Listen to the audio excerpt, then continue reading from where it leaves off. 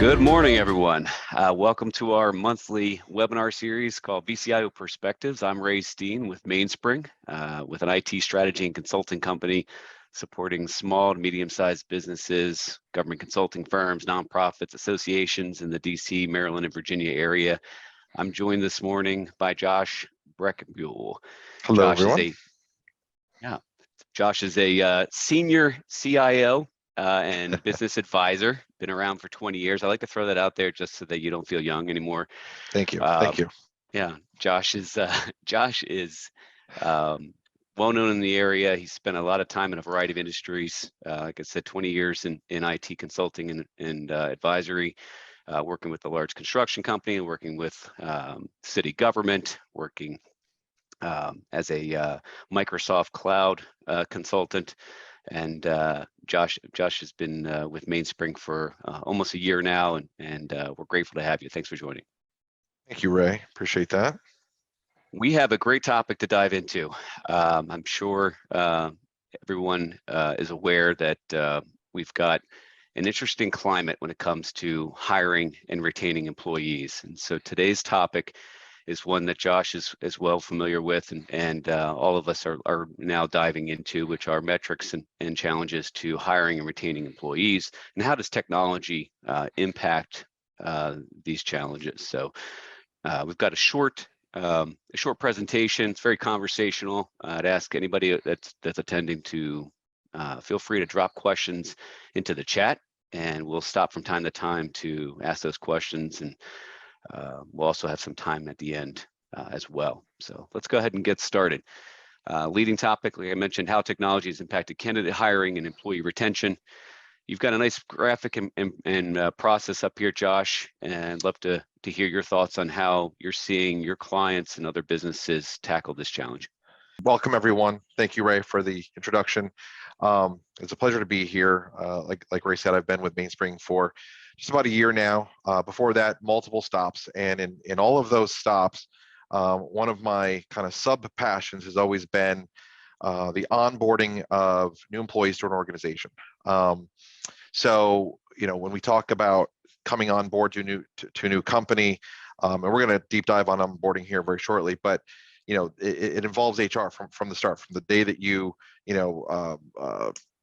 submit your application to a company all the way through your very first day. The HR process is paramount when you start working for a new company.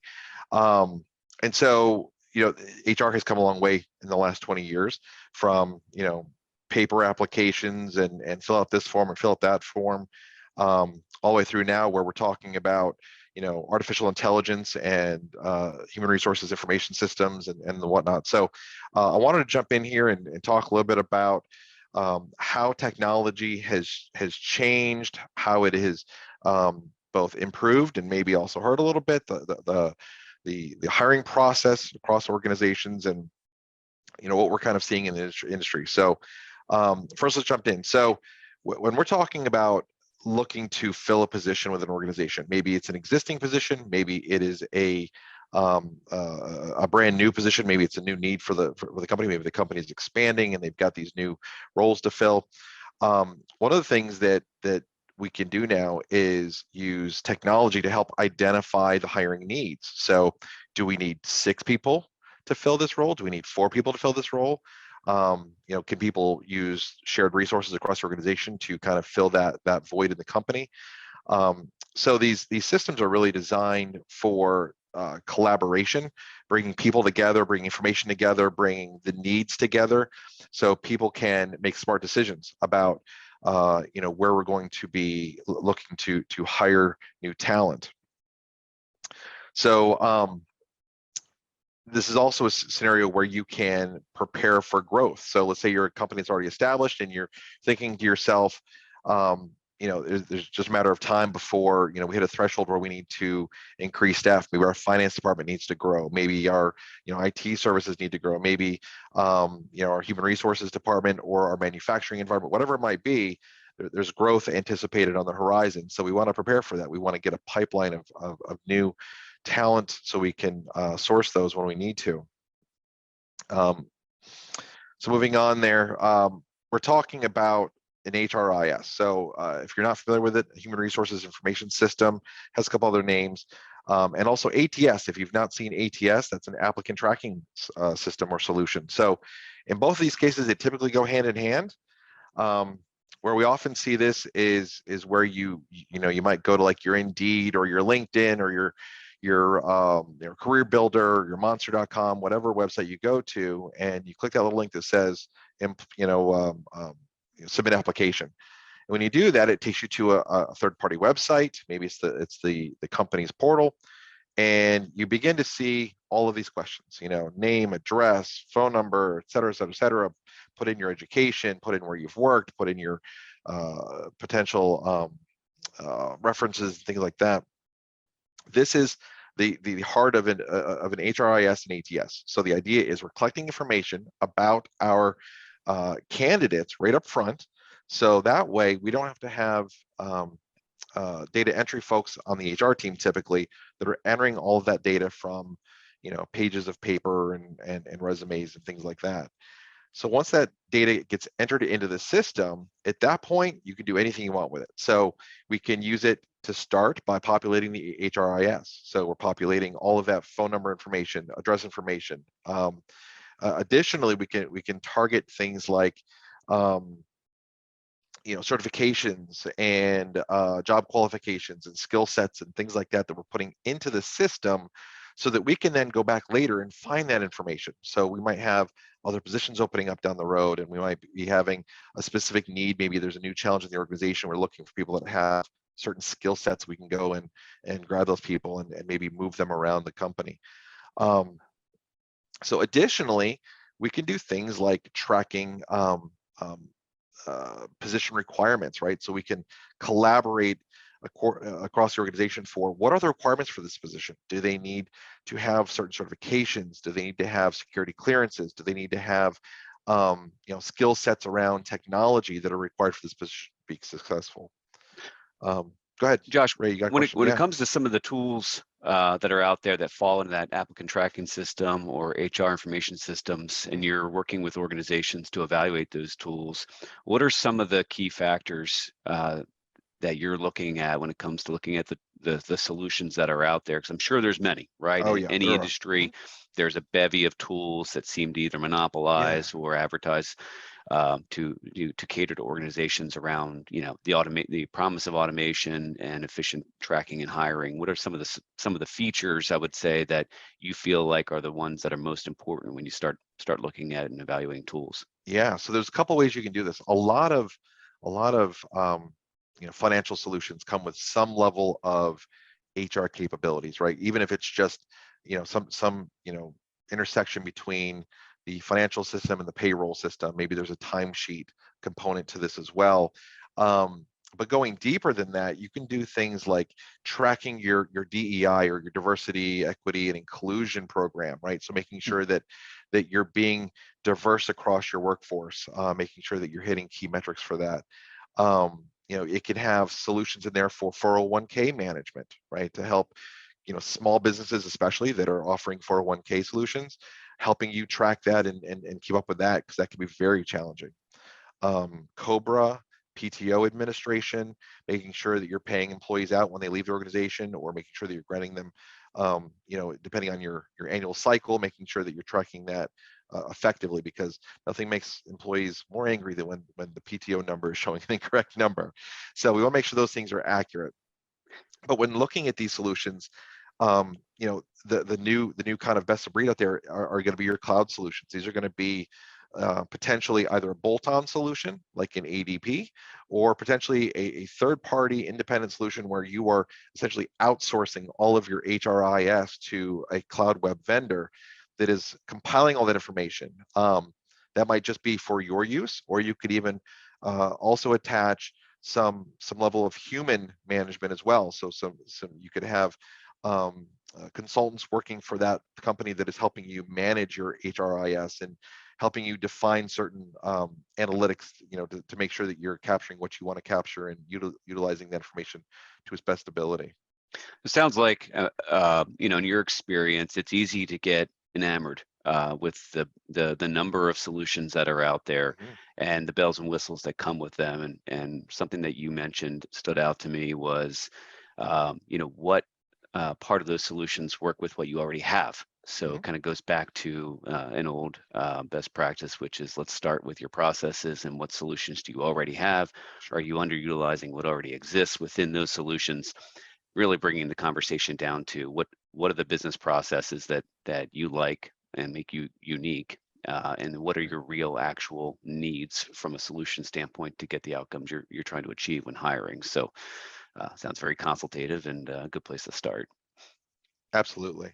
Yeah, I mean, it's always best to start with the data you have, and you can ease yourself into a solution like this. You don't need to go and Mm, buy well, all of the bells and whistles and all the features on day one. You can start with, let's just record performance reviews. Let's do things like that. So, specifically when we're talking about sourcing, if you want to go back just a little bit there, Ray, we're talking about sourcing. We're talking about the ability to um, recruit, right? So utilizing those social media platforms to recruit people in, catalog and filter and sort those recruits. Um, send that information around the team. So if you've got multiple stakeholders across the organization that want to be able to see that, you can actually kind of share that information with them, versus having to print copies delivered to their desk or send via email. You can just allow them access to the portal. They can review it. There's even ranking systems, so you can say, it's a 4-star candidate, it's a 5-star candidate. Maybe this candidate does not meet our needs, but maybe there's I've seen it where HR departments will meet with those stakeholders and find out that a candidate that has applied for position A would be a great fit for position B that's going to be opening up in, say, 6 months. So you kind of keep that around, source it that way. That way you're not necessarily having to go back out and advertise a position. Maybe you already have the right candidate in your pipeline. good point. Additionally, you can use these systems to take notes, right? So as you're going through the process here, you could say, I really like this person's background. I really like this person's education. I really like this person's skill set. Maybe they've got a vast level of experience. And so you can kind of track that with notes on that particular candidate so that as you're passing that around, that information's in real time. Ray, you were going to say something? Yeah. I mean, I am. I'm amazed at some of the affordability of some of the solutions that are out there. I know we're talking big picture. We're talking solutions that not only support an HR or administration department, but canvases the needs of hiring managers across multiple divisions within a business. But we've adopted one, and we've had one for about 10 years, and we've groomed it and used it and adopted a lot of the solutions out of the box that come with it, like the advertising, the automation. I couldn't imagine passing around emails or actual documents Attachments. around Yeah, resumes yeah. with notes on them. Just the simple automation and use of features in these solutions to, like you said, having someone that's been through your pipeline may be a fit for another position, and to be able to go back in that pipeline quickly, identify prior candidates, and begin outreach. That cost to hire and cost to acquire a new consultant or a new team member just went down, just because you've got a system in place to do that. So The absolute win for an HR manager, to be able to immediately respond to a position request with a candidate that's already in the pipeline is amazing. So having that pipeline build and being able to very quickly turn around and say we may already have a candidate for the position you have open is a huge win for HR managers. So when jumping into the screening part, so let's say that the candidate has filled out all the information, they've put data in there, and there seems to be some level of interest in potentially bringing this candidate on as an employee.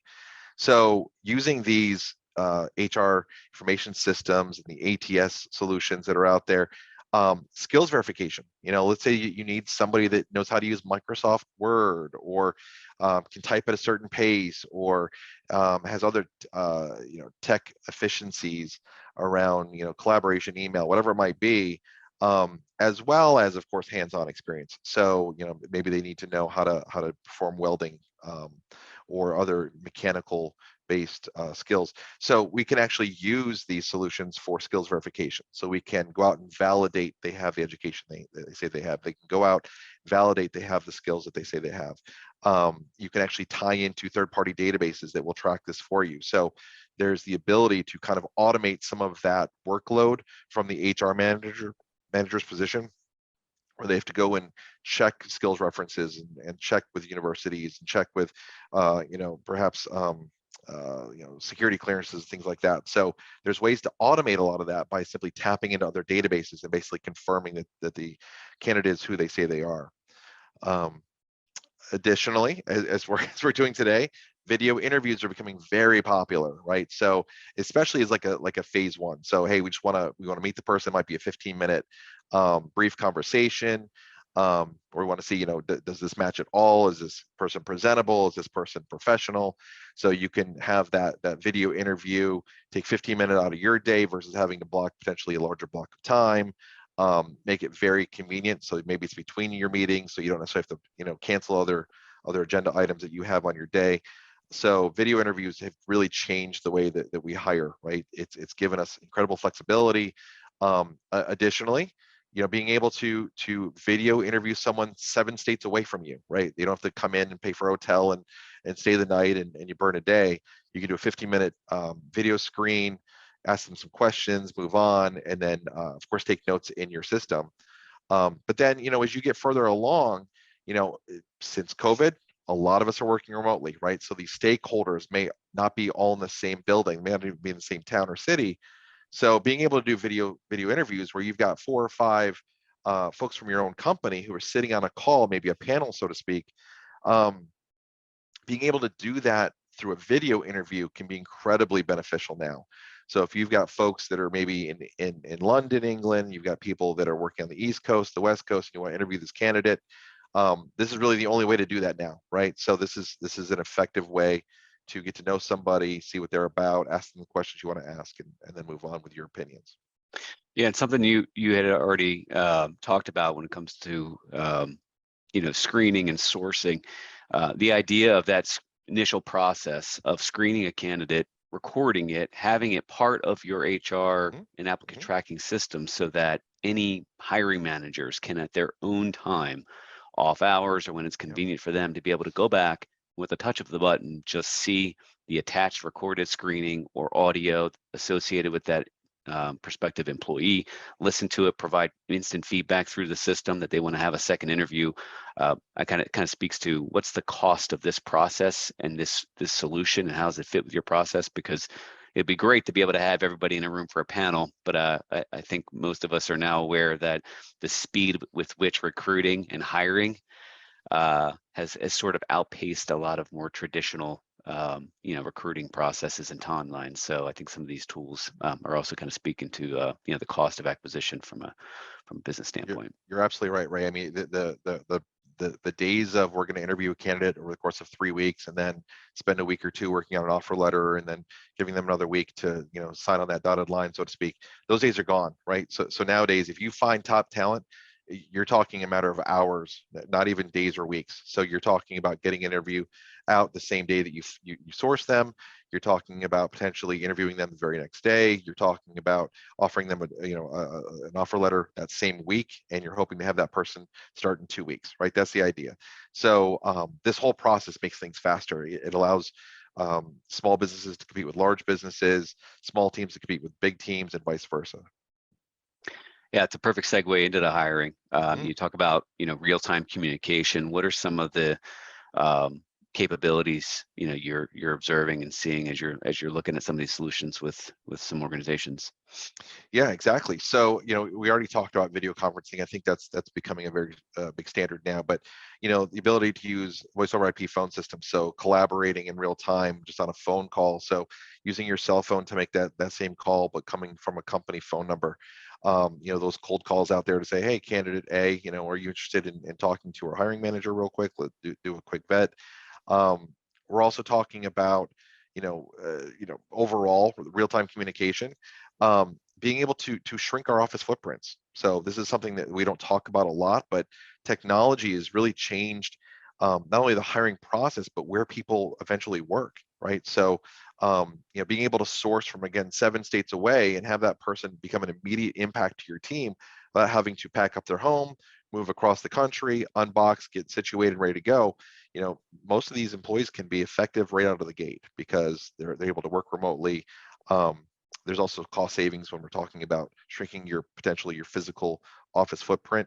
I've seen a lot of clients that are either have already done in the process of it or considering um, relocating to a smaller office. And those are companies that are growing. So companies that are growing are saying, hey, listen, we're out of space, but we don't need the space we need today. We can shrink this by sending people to work from home. Now, of course, all industries, it doesn't work for all industries. So there are industries where you need to have people in the building working. Maybe it's a hands-on, maybe it's client facing, whatever it might be.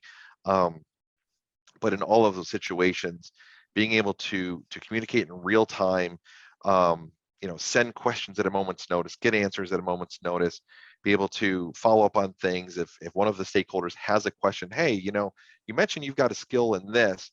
To what level is that skill? Maybe it's a question that comes out after the interview process.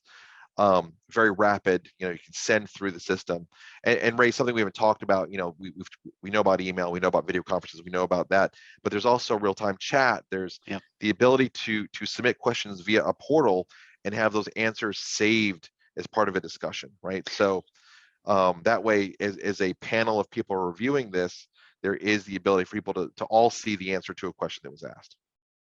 Yeah, I was just going to ask you, I think something that I know something is coming when it comes to communications in these systems, and that is the ability to text through these systems direct to True. to people's personal Yes, good cells. point. I know Yep. that is personal cell space is sort of a protected Yeah. space that we all like to live in, but when I think we're all either confirming doctor's appointments through text or talking to our banks or refinance folks Mhm. over text. Business is starting to be done over text, and applicants are seem to be more and more open to communicating that way. Have you seen any systems incorporate text already into that? So I have not specifically seen them myself. I'm sure that it's available. I'm sure that it's there. Reaching people when they're as mobile as they are today. I personally don't like to listen to my voicemails. I'm sure everybody else is the same way. So I think the voicemail is a dying solution. So people want that real-time instant communication. Maybe you're on a bus, maybe you're on a train, maybe you're driving a car, and you don't want to answer the call while you're doing that. So a text can be incredibly effective, especially again when you were competing against other people in your industry for this talent, right? That's a limited talent pool. It kind of leads into the last item there, the offer sheet efficiency. So historically speaking, that period of time from when we've decided we want to hire this candidate to the time that candidate receives an offer letter is usually the longest window of time. You've got to check with different departments. You've got to make sure that finance is on board. You got to make sure that HR has vetted the group out. You've got 3 or 4 stakeholders that need to sign off on it. This is where an ATS can become incredibly powerful. You basically have the ability to say, I need, I'm going to ping you until I get an answer. I need an answer by 12 o'clock today. Once we have that answer, immediately we've got pre-canned offer sheets available. We already know what the salary is going to be offered. We already know what all of the benefits are going to be. It's already plugged in. It's basically a form that's automatically generated for you. At that point, you can just hit send a candidate, right? Candidate can receive it immediately via email or text, Ray. And they can immediately sign off and write it back too. So they don't need to print it, sign it, scan it, send it back in. Now it's basically a check mark to I accept, some type of mouse or pen driven signature, and you hit submit again, and there we go. It's done. It's official. So you can turn that around in a matter of minutes or even a couple of hours as opposed to days like we used to see it. Yeah, that's a great point. There was a question, Josh, on the previous section around screening. One of our attendees asked, when it comes to screening, are there Sure. systems that have fit assessment tools already built in? So I've not seen one that is built in, though I've seen that you can create your own. So I've seen that you can put weighted grades on certain qualifications. So as you build out the position, and the great thing is that if this is a position that is not changing often, this will live in the system long term. So as maybe it's every 3 years you're replacing somebody, this tool can be reused over and over and over again. So you have the ability to create the qualification requirements, right? Which will help, number one, weed out candidates that don't meet them. Okay, so you can say my absolute requirements are they need 10 years of experience, right? So when a candidate fills out that application and they put in I've got 7 years of experience, or they hit the little drop down with the number 7, that immediately weeds them out potentially. Okay, I don't typically recommend that you go to that extreme, but if you've got 500 people applying for a job, that is one way to kind of filter through that. Additionally, you can say things like, I need 6 years of experience with Microsoft Word, or I need 7 years of accounting experience, or whatever it might be. I need leadership qualities. So have you ever been a manager before? You can ask certain questions and then have those answers filter out those candidates for you. Great. Great stuff. There's another question that came in. I'm going to paraphrase, but there are a lot of HRIS systems, and they seem to be very robust. Question was, when it comes to deploying these solutions with an organization, you meet, Josh, with your clients often. You talk about a lot of solutions that span a lot of different industries. This just happens to be around HR. What role do you find yourself playing as an IT advisor, as part of a managed services provider like us, when it comes to meeting with your clients? Are you deploying the systems? Are you advising on the systems? Are you doing integration? Where do you find? Absolutely. Yeah. So I would say that your MSP is typically not going to be your HRIS expert. What we are, though, is going to be someone who helps guide you through the process. So our qualifications are such that we are used to dealing with large implementations, small as well, but large implementations. So I have a client right now that is looking at making a substantial financial package move. They're looking to modernize, move from an on-premise solution that's been around for 20 years to a cloud solution that's much more modern, offers some of the analytics, the dashboards, the web interfaces, the ability to update things from your smartphone, things like that. And as part of that, you have the ability to bolt on, or even may come included, some of these solutions around HRIS and ATS. So we can guide you through the process. We can ask those technical questions. Additionally, a lot of us have that experience just from being around IT for so long. We've been part of these implementations before. I have done several implementations around HRIS and ATS. So you bring that experience with us, where we can ask some of the important questions of any vendor that is offering it to them. We can talk about how it would be used. We could talk about the technology needed to make sure it runs effectively, the capabilities of the system, the features of the system. And so we're sort of like your consulting guide to help choose the right platform, coordinate that implementation, make sure that all of your other systems that would need to interface with it are capable of doing so. And that way we get you in the best position possible to make that move. And then, of course, working with the HRIS vendor to make sure that they're meeting their requirements as well. So holding them accountable, making sure that they're meeting their deadlines, making sure that they're delivering everything that they promise to deliver. Great. Thank you. Mm-hmm. Last section we got in this process is all around onboarding, kind of what we started with. Yeah. So kind of, coming around to the end. So, yep, exactly. So onboarding, in my the most important part of the entire hiring process. So I've got some stats here for you, if for those that like stats. So 69% of employees, this is from 2021, 69% of employees are more likely to stay after a good onboarding experience. Okay, so almost 70% of employees say that a good onboarding experience would make them want to stay with the company. Okay, that's important. Additionally, we're talking about 23% who leave a company blame the onboarding experience. So 23% of people who leave a company blame the onboarding experience. Okay, that's a significant number.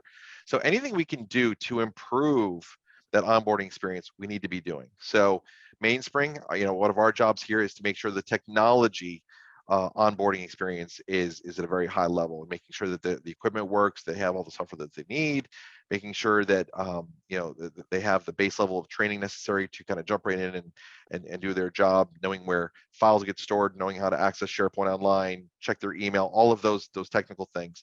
That's something that we do. So, but specifically onboarding is going to be your first impression to a company, right? It's just like any other relationship, whether it's a one-to-one relationship or one to a company relationship. That first impression matters, right? So if you get that salty taste in your mouth after a poor onboarding experience, it's hard to get rid of it. So additionally, a lot of people attribute a smooth onboarding to a company who is stable, right? So a company that has been around, has seen it all, has the experience, is putting the time and energy into every facet of the organization, right? So that's what you feel is, wow, I came onto a company that's got this down pat. They must be doing other things right as well, right?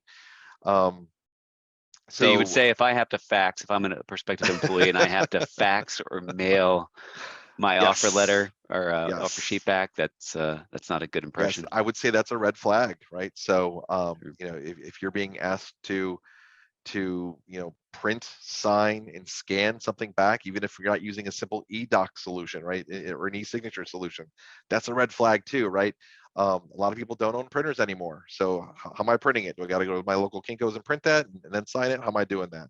So, all of those little things that we all, I think, take for granted, especially if you're with the company for a while, you forget how that has maybe changed, right? So you want to focus on the newer generations that want to use a smartphone for everything, or at the very minimum, they want to be able to do it digitally instead of printing and signing. So here's another thing. So clear job descriptions, right? So making sure that the job description is accurate. So making sure that when they are onboarded, of course, they should have seen the job description as part of their candidate process, but making sure that job description is then accurate when they start. So if they get onto day 1 and day 2 and day 3 of the job and realize, wait a minute, my job description is completely off base here because maybe it hasn't been updated in 12 years, right? Job descriptions need to be refreshed at least annually, making sure that any changes to the job requirements have been included in that job description. Making sure that you're focused on some of the parts of a job that people don't want to focus on, right? If you've eliminated those, get those updated inside the job description so people are not surprised on day one. So we've talked about e-signatures, we've talked about document signing.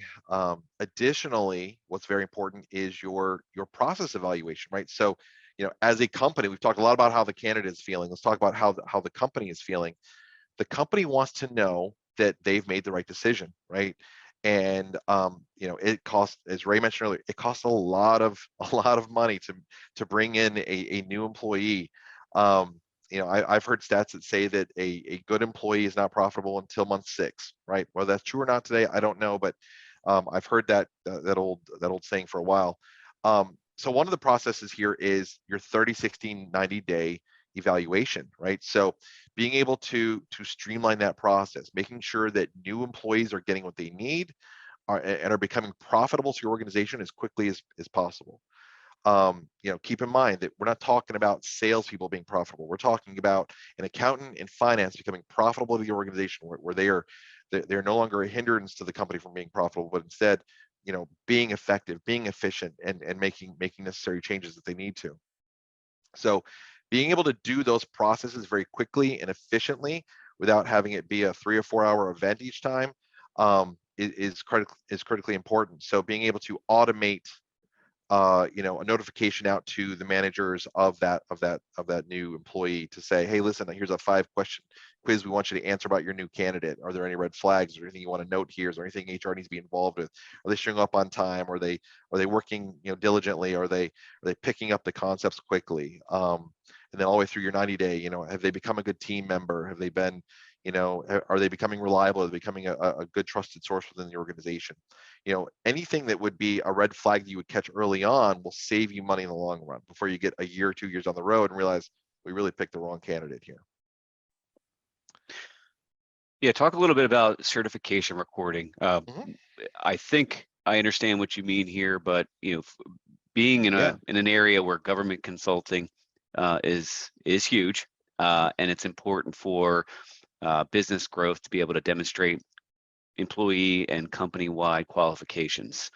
So when somebody applies and their certifications and their qualifications are chronicled on a resume that's been uploaded into a system, how does that how does that translate into, system use, Yeah. and where's that valuable?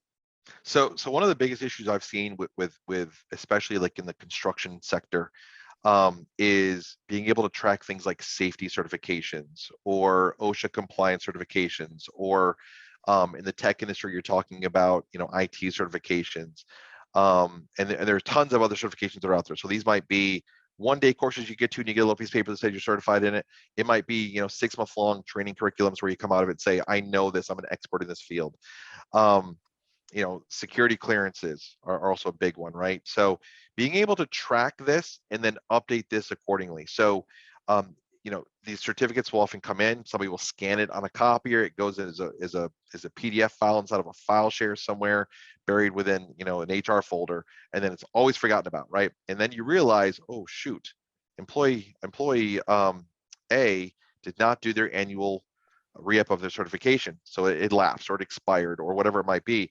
Systems like this can allow you to put that, again, we're capturing that data hopefully in the ATS solution, right? So we're capturing it early, so there's no tracking that down and making sure, oh, do I have all the documents I need here?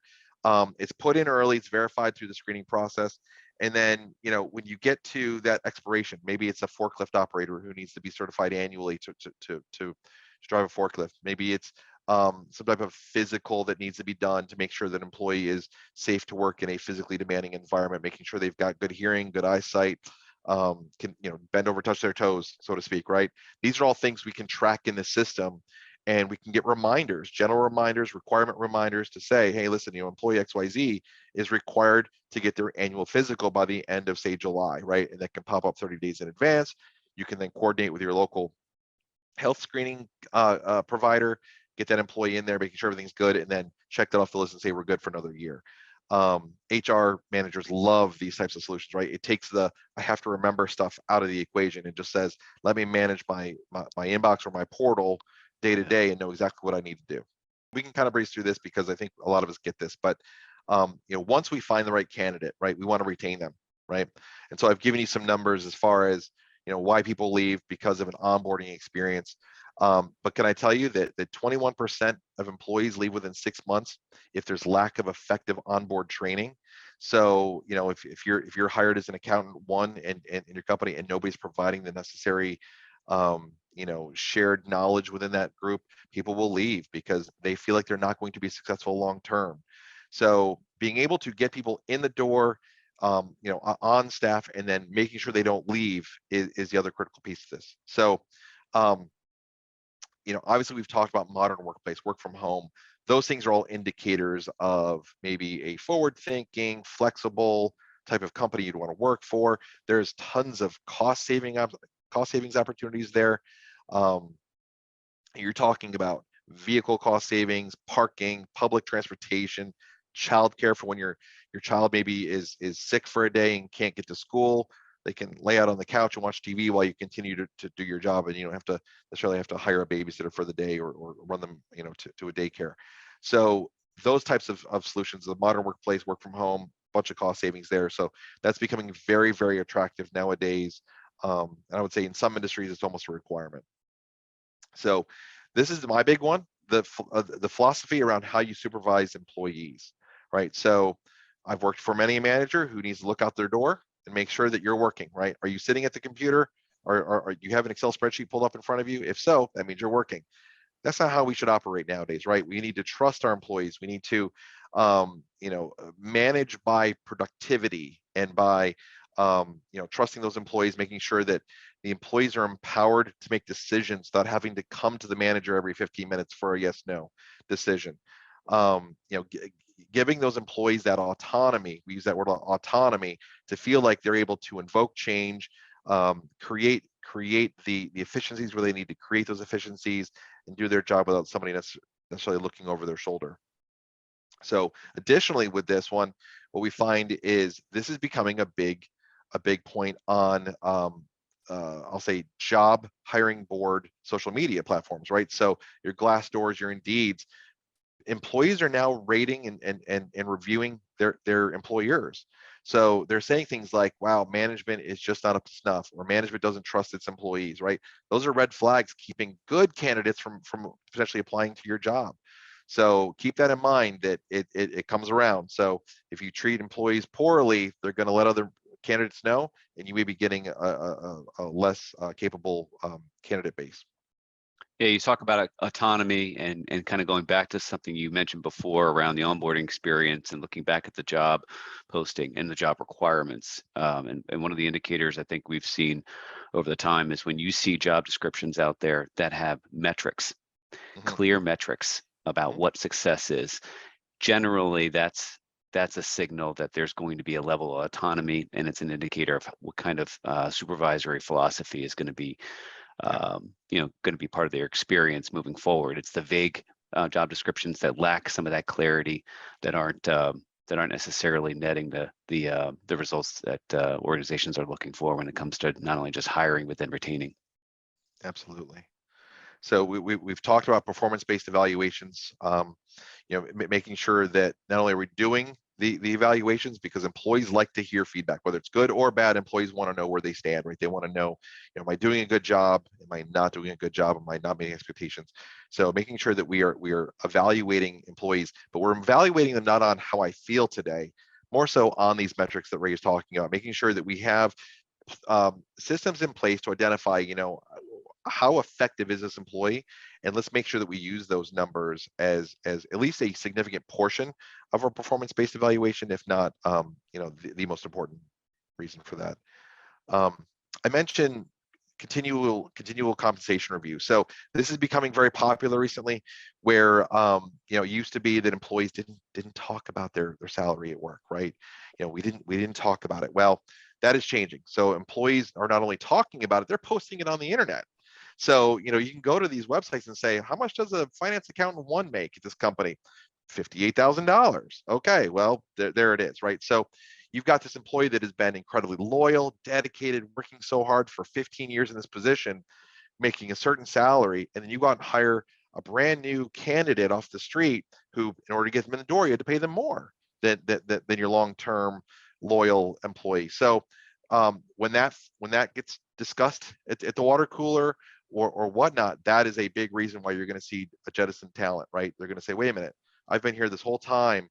Why are they not reviewing my compensation on an annual basis to put me on par with the people they're bringing in off the street? You want to retain those people that have been around for a long time, that have the experience, know all the intricacies of a position. So something to consider there is making that part of your annual process, and an HRIS can do that for you. It can remind you to do that. You can have that, what is expected, in 2023 to be the cost to hire this position, and making sure that you're elevating those folks that have been there long term in good standing to that level. Growth training, right? So people don't like to be stagnant. People like to feel like they're learning and growing and developing. Nobody wants to come in as an intern and stay at that level their entire career. They want advancement opportunities. So these kind of go hand in hand, right? So, utilizing an HRIS to recommend, push, evangelize training opportunities, right? So you should go take this class, or you should go take this class, and we've got this dollar amount in the budget to be able to send our employees for growth training, whatever it might be. And sometimes growth training does not have to be specific to their role. So it could be something completely off the wall, but something that gives the employee a feeling that their company's not holding them back or holding them down. So keeping that belief that knowledge is power, and we want to continue to have our employees grow and grow and grow. And then, of course, the last one, very quickly, just the idea of identifying your superstars within a company. Identifying them both through your HRIS, through your stakeholder collaboration, identifying those people you would hate to lose, right? Hate to move on, and make sure that you are working with them to identify ways to keep them engaged, keep them happy, and keep them retained. Well, I know we've covered a good bit. I want to make sure that this is noted, that it has been 45 minutes of 2 IT consultants and a panel, and we have yet to talk about cybersecurity, which seems to lead the way in every conversation these days. But one of the questions that came up was these HRIS systems with all this access to employee data and company data. Yep. Where do you see organizations ensuring the security of these systems, Yeah, or just yeah. briefly? So great question. So I would argue right from the top that a file server without localized security controls, the ability to stick a thumb drive into a computer and download the entire HR drive onto a thumb drive and put it in a purse and walk out the front door is much less secure than anything would be online. These HRIS companies that are hosting this information are going through encryption, certificate-based encryption. Obviously, the new thing now is multi-factor authentication, right? So a good HRIS is going to be requiring you to use a second form of authentication to log in, so that a bad actor is not able to breach the account with simply guessing your password.